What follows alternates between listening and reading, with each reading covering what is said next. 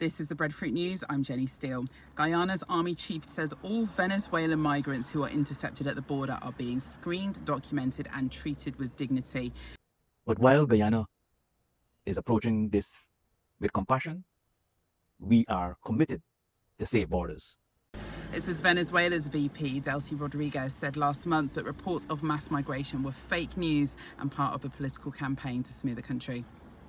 In Haiti, a humanitarian organisation says 300 gang members have been killed and 400 injured by drone strikes in Port-au-Prince since March. It says the US Embassy is saying staff still can't fly in or out of the capital. They're advising Americans to leave only when they feel it's safe. Jamaica's pushing the UK for reparations before cutting ties with the monarchy. The government wants King Charles to ask the Privy Council whether slavery was illegal, whether it was a crime against humanity, and if Britain owes Jamaica anything now. We've had our first tropical storm of the season. Andrea became the Atlantic's first named storm, forming in the North Atlantic and fading out within 12 hours. Forecasters are now tracking 4 tropical waves, including 2 which are already in the Caribbean.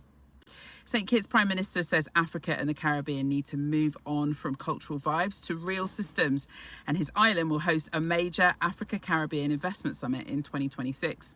In another sign of growing Afro-Caribbean ties, Nigeria's President Tinubu is confirmed to visit St. Lucia from June 28th to July the 4th, with official meetings planned with OECS leaders. Jamaica is out of the CONCACAF tournament after an early group stage exit. Coach Steve McLaren says the Reggae Boys need to focus on teamwork. We need to find players who will play for Jamaica, who will play for the team, and not as individuals. In cricket, the West Indies bowled out Australia for just 120 in the first test at the Kensington Oval.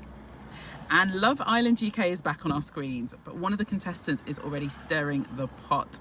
JD Doddard says he's from Puerto Rico. Puerto Rico en la casa, puñeta. But the Haitian flag in his Insta bio has people talking. That's Caribbean News Roundup with me, Jenny Steele, in my car this afternoon. Take it easy.